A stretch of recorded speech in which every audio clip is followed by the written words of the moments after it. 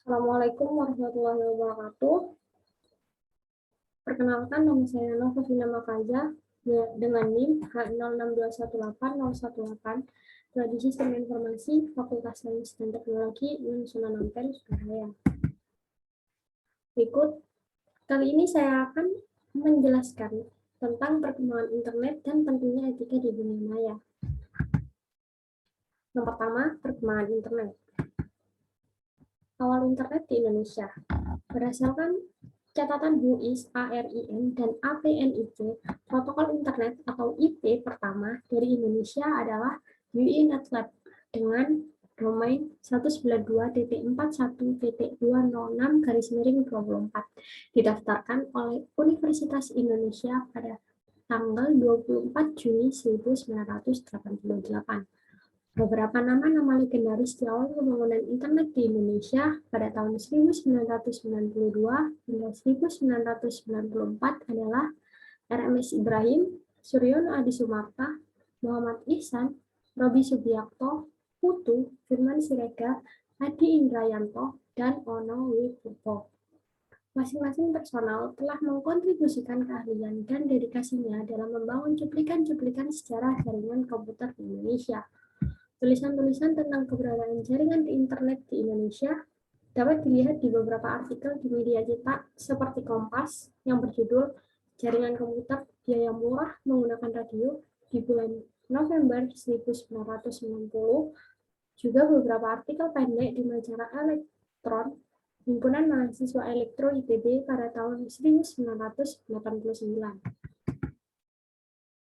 Perkembangan internet di Indonesia. Jika kita mengambil contoh dalam kehidupan sehari-hari seperti penjualan online atau e-commerce, pendaftaran masuk perguruan tinggi online, pendaftaran CPNS online, itu semua juga berkat dari perkembangan teknologi internet di Indonesia.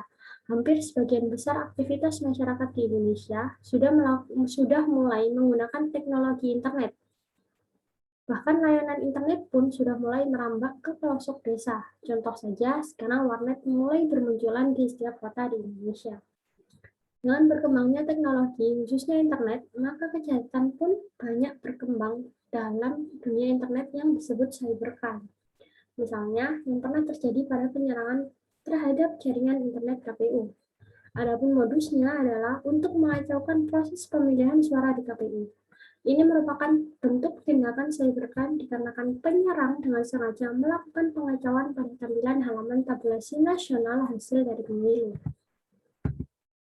Topik yang kedua adalah pentingnya etika di dunia maya. Hal-hal yang harus diperhatikan saat mengakses internet atau di dunia maya. Yang pertama, be konstruktif. Tunjukkan sikap dan komentar yang bersifat konstruktif kepada orang lain. Yang kedua, be safe. Pastikan setiap postingan Anda tidak membuat orang lain merasa tidak nyaman. Yang ketiga, we are all human. Ingatlah bahwa jejaring Anda adalah manusia yang memiliki perasaan.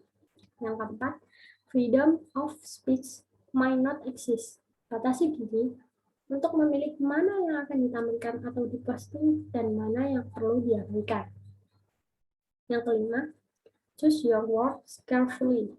Pilihlah kata-kata atau kalimat yang tepat ketika akan berkomentar. Yang keenam, avoid flame. Jangan membuat ketegangan dengan orang lain.